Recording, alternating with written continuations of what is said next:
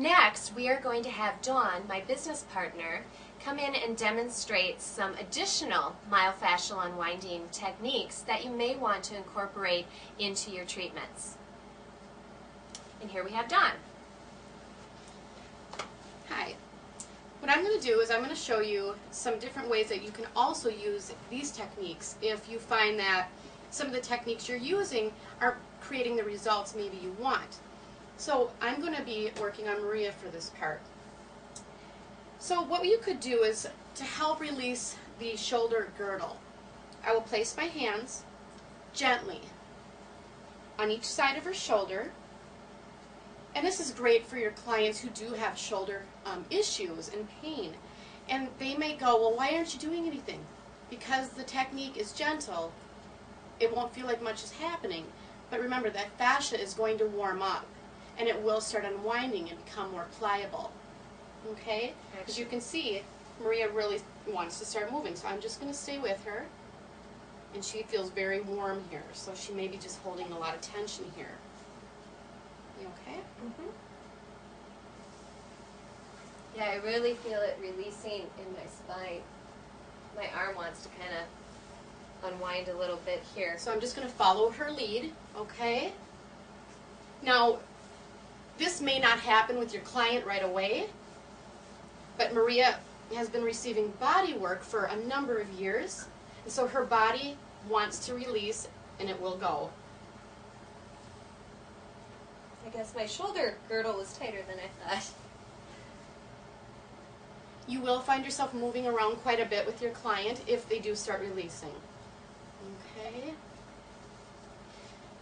You will find as well your client may become sore the next day, and this is just because you're releasing an area that was holding a lot of tension.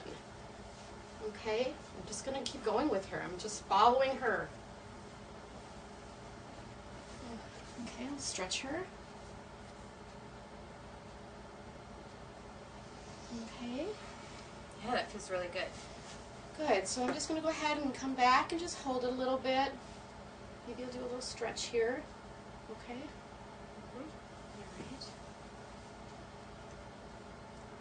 Now, if your client did not start releasing the way Maria did, what you could do is just keep your hands here and just hold it here until you feel that release a little bit. You might find that just what's happening here. My hands are just kind of moving back and forth. I'm following her body, which is wanting to release. I'm going to go ahead. Looks like she wants to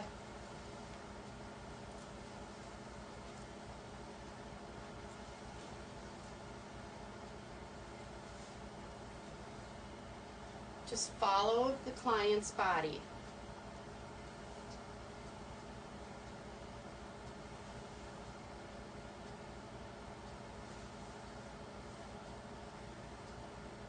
I'm just going to do a little stretch down at her hip and her shoulder. Okay, you doing all right? Mm-hmm. Okay. All right. So you could do that on both sides for the client. Now let's try another one. I'm going to have you lie down on your back. Okay. Ooh, it popped. I'm still releasing from mine. And then I'm going to have you bend your knees. And then what I'm going to do is I'm going to take them and I'm going to get her into an alignment so her knees and her hips are nice and straight. And then my job will be just to have you take a nice deep breath in, Maria. I'm going to use a little bit of compression. You know, again, this is one of those things that if your client has a sore sacrum or right flat on the ground, it can be a little painful. So you want to just make sure that you put some padding underneath if they need it.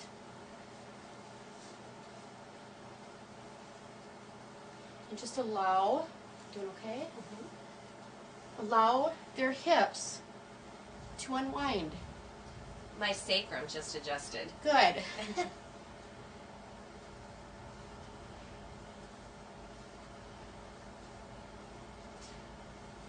I'm going to interject here Okay. as Dawn is working on me because I would like to say too that sometimes really helping to loosen up that sacrum and pelvis area sometimes can be helpful for women when they're trying to get pregnant, because it can open up a lot of the tension that exists in that area and help the blood flow Absolutely. down into that part of their body. So this can be very helpful and a treatment used for people that are going through maybe some difficulty getting pregnant. It's not guaranteed, Absolutely. but it can definitely help. That is a very true statement, and energetically as well, on all levels. And it just feels good to have somebody help you unwind. How are you doing? Good, it feels Good. great. You look like you're nice and relaxed.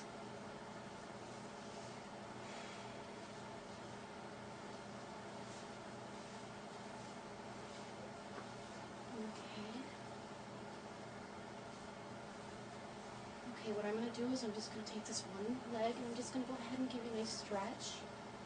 Doing okay? Mm-hmm. Be aware that you do not use too much pressure over the tibia, because that's that bone directly there, so you just want to be aware of your pressure on the leg. Okay.